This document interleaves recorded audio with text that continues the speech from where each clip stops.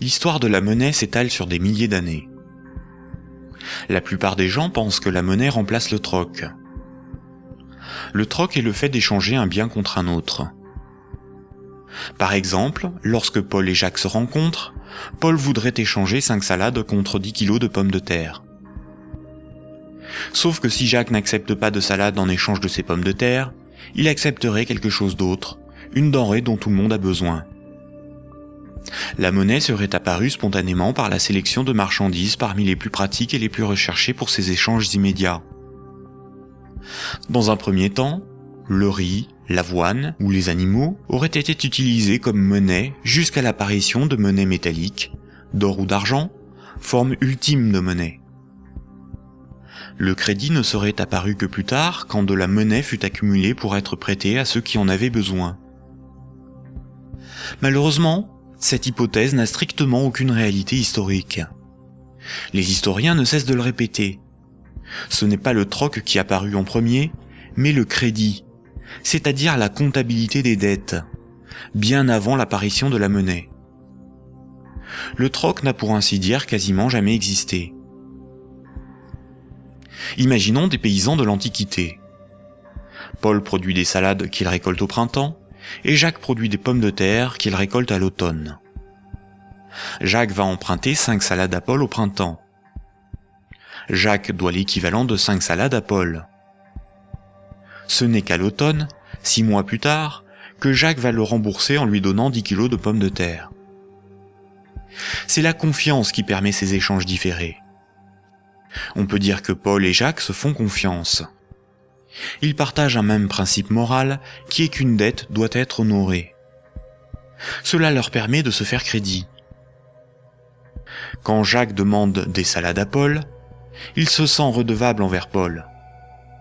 Jacques ne sera libre que quand il aura remboursé Paul des jours, des mois, des années plus tard, car il a une dette envers lui. Les hommes pouvaient se prêter des outils, des animaux, s'échanger des biens, mais aussi des services. Au-delà d'un certain volume d'échanges, la parole donnée ne suffit plus à garantir la confiance, il faut consigner par écrit. On invente l'écriture. Alors il faut apprendre à lire, écrire et compter. On invente l'école. Il faut aussi avoir confiance dans la quantité, mesurer ce que l'on échange. On invente les étalons et la métrologie.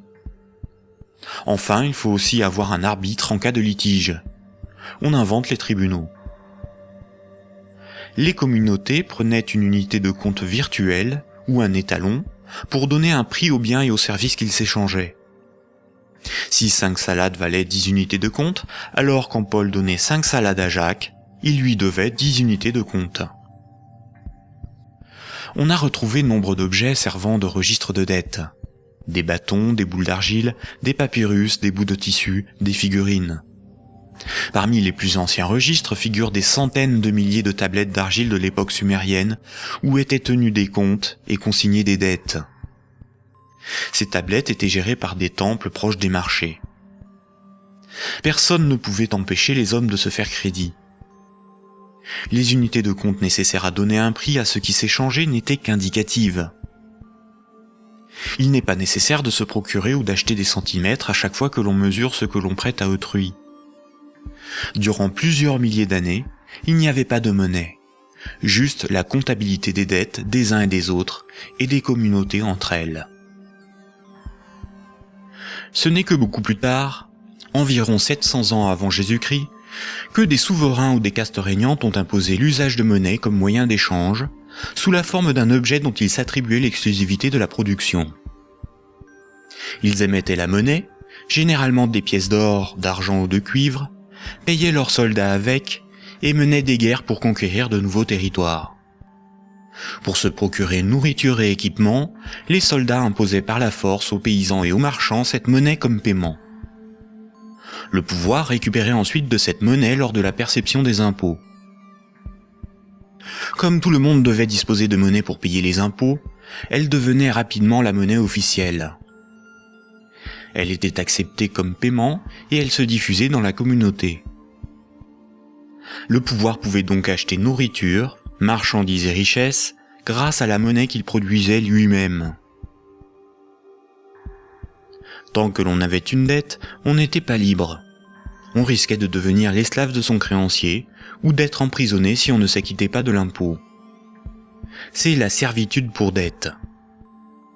Et c'est pour ça qu'une monnaie employable pour payer une dette ou un impôt a un pouvoir libératoire. La monnaie a donc été créée par des castes régnantes, des souverains, pour extorquer une partie de la production des populations, vivre et s'enrichir sans travailler. C'est par ce principe que des empires se sont bâtis. Historiquement, le troc n'était pratiqué que durant les périodes de chaos et de conflits, lorsque la monnaie venait à manquer. Au Moyen Âge, avec le développement du commerce, les métaux précieux comme l'or ou l'argent étaient devenus une monnaie internationale. Il était risqué de posséder et transporter ces métaux précieux. On risquait de se les faire dérober. À partir du XVIIe siècle, les marchands de Londres et de Stockholm commencèrent à confier la garde de leurs métaux précieux aux orfèvres, les négociants en métaux précieux.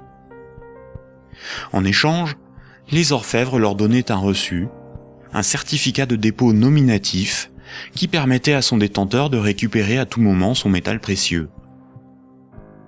Lors des retraits, les orfèvres demandaient une petite somme pour le service de stockage rendu. Les boutiques des orfèvres devinrent des coffres fort bien gardés. Puis ces certificats sont devenus non nominatifs. Il était simplement inscrit dessus le poids de métal précieux qu'ils représentaient.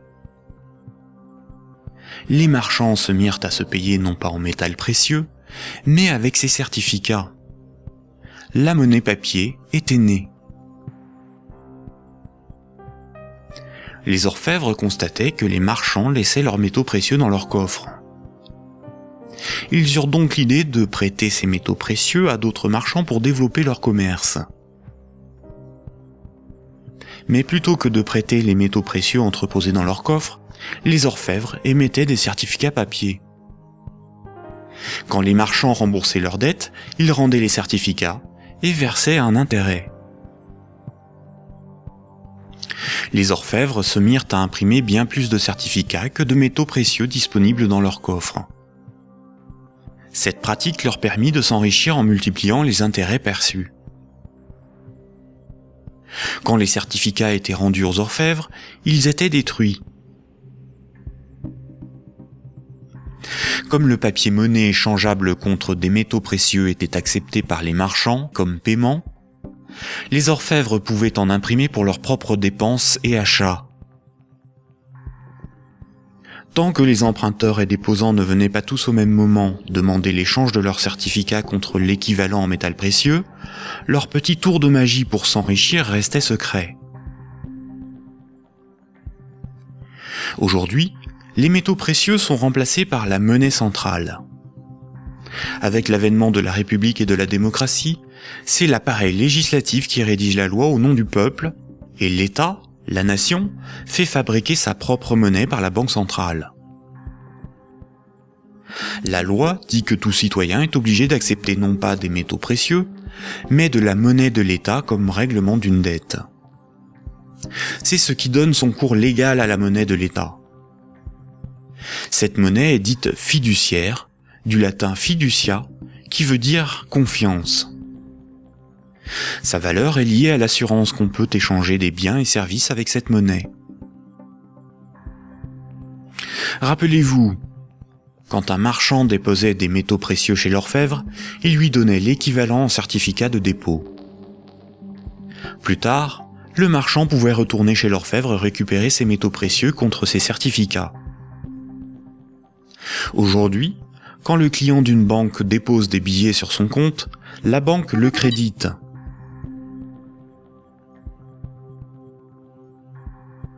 Il lui est possible de les retirer de son compte plus tard.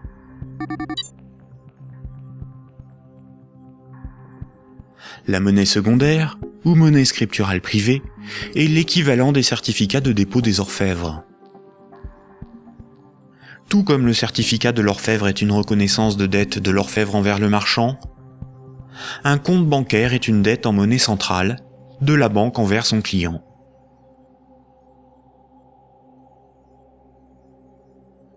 Du temps des orfèvres, quand les marchands se payaient en métaux précieux, c'est comme lorsqu'aujourd'hui, on paie les commerçants avec de la monnaie centrale, des billets de banque.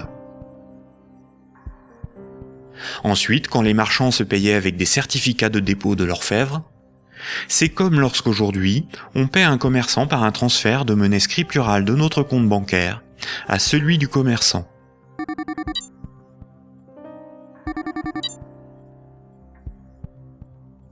Rappelez-vous aussi que quand l'orfèvre faisait crédit, qu'il prêtait des métaux précieux, il émettait bien plus de certificats de dépôt que de métaux précieux disponibles dans ses coffres. Quand les marchands le remboursaient, il détruisait ces certificats. C'est la même chose aujourd'hui avec la monnaie scripturale privée. Quand une banque accorde un crédit, elle crée de la monnaie scripturale sur un compte à partir de rien. Et elle en crée bien plus qu'elle ne dispose de monnaie centrale dans ses coffres. Et quand son client rembourse son crédit, elle détruit la monnaie scripturale. C'est ce qu'on appelle la création monétaire et la destruction monétaire. La monnaie scripturale étant acceptée comme paiement, les banques peuvent aussi créer de la monnaie à partir de rien pour couvrir leurs dépenses et leurs achats. Les banques ont la possibilité de se faire crédit à elles-mêmes. On dit que les banques monétisent leurs dépenses.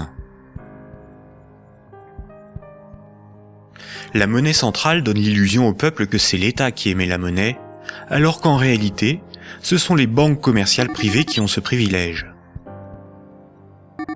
Sans création monétaire par le crédit par les banques commerciales, il n'y aurait quasiment pas de monnaie en circulation. Les banques et les États sont comme les deux faces d'une même pièce.